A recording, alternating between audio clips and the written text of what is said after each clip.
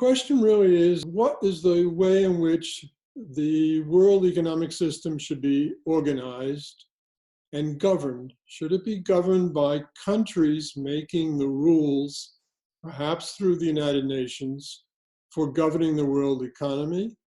Or should the rules and the practices be made outside the sphere of governance and under the role of multinationals? And in effect, in the last 70 years, that has become the dominant form of global governance arrangements, where the international system and the UN look at issues which are important, but not crucially central to the governance of the global system. What has evolved is that the role of the UN is shrunk. It's no longer even really attempting to govern globalization. And the transnationals have a greater sphere of influence of making crucial decisions about where work is in the world, where food is, where natural resources come from and go to, and how the world financial system operates. And we're seeing significant changes in our lives because of the switch in the degree to which the international market globalization makes key governance decisions for the world.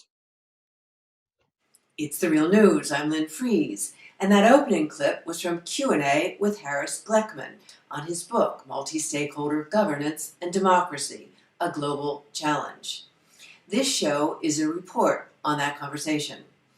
Harris Gleckman is a senior fellow at the Center for Governance and Sustainability at the University of Massachusetts, Boston, and director of Benchmark Environmental Consulting. Formerly, Dr. Gleckman was chief of the New York office of UNCTAD, senior officer for the first Financing for Development Conference, and chief of the environmental unit of the United Nations Center on Transnational Corporations.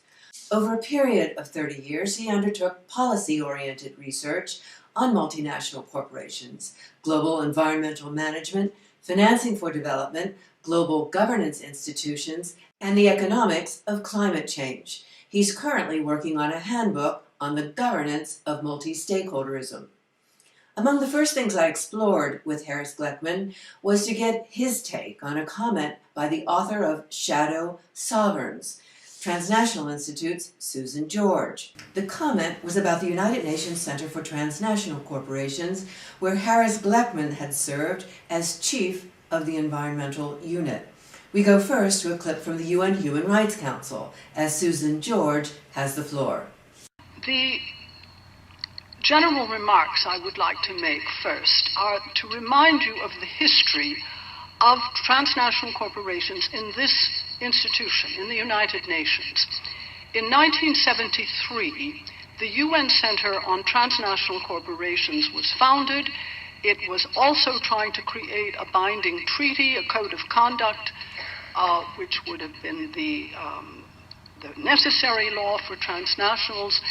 It lasted for 15 years. It delivered some extremely important reports, but it was eventually crushed by the pressure from the United States on the UN to shut it down, and that happened.